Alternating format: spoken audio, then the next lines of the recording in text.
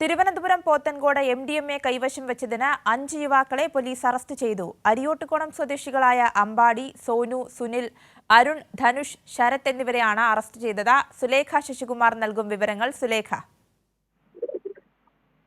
ഇന്ന് വൈകിട്ടാണ് ഇത്തരത്തിൽ 5 യുവാക്കളെ കഞ്ചാവ് വലിച്ചതിനും അതിനൊപ്പം തന്നെ MDMA കൈവശം വെച്ചതിനും പോത്തൻകോട് പോലീസ് അറസ്റ്റ് ചെയ്തിട്ടുള്ളത്. 5 പേർ ഈ കാട്ടായിക്കോണം അരിയോട്ടുകോണം സ്വദേശികളായ അമ്പാടി, സോനു, സുനിൽ, അരുൺ, ധനുഷ്, ശരത് എന്നിവരെയാണ് പോലീസ് അറസ്റ്റ് ചെയ്തിട്ടുള്ളത്. അരിയോട്ടുകോണത്ത് ഒരു വില്ലയിൽ താമസിക്കുന്ന ആളുകളാണ് ഇത്തരത്തിൽ പോത്തൻകോട് പോലീസിൽ പരാതി നൽകിയത്.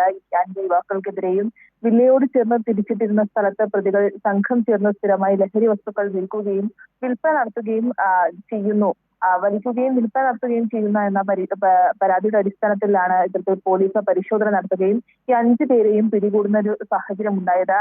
ഈ പരാതി പോയിട്ടുള്ളത് CCTV ദൃശ്യങ്ങൾ അടക്കമാണ് ഇത്തരത്തിൽ പോലീസിൽ പരാതി നൽകിയത്.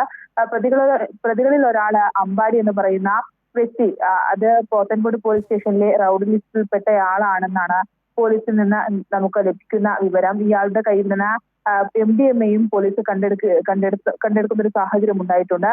ഒപ്പം അമ്പാടി ഒഴികെ ബാക്കി 4 പ്രതികളും ഇത്തരത്തിൽ ലഹരി വസ്തുക്കൾ ഉപയോഗിച്ചു എന്നുള്ള പേരിലാണ് പോലീസ് അറസ്റ്റ് ചെയ്തിട്ടുള്ളത്. എന്തായാലും നിലവിൽ ഇപ്പോൾ പോത്തൻകോട് പോലീസ് ഈ 5 യുവാക്കളെയും അറസ്റ്റ് രേഖപ്പെടുത്തിയിട്ടുണ്ട്.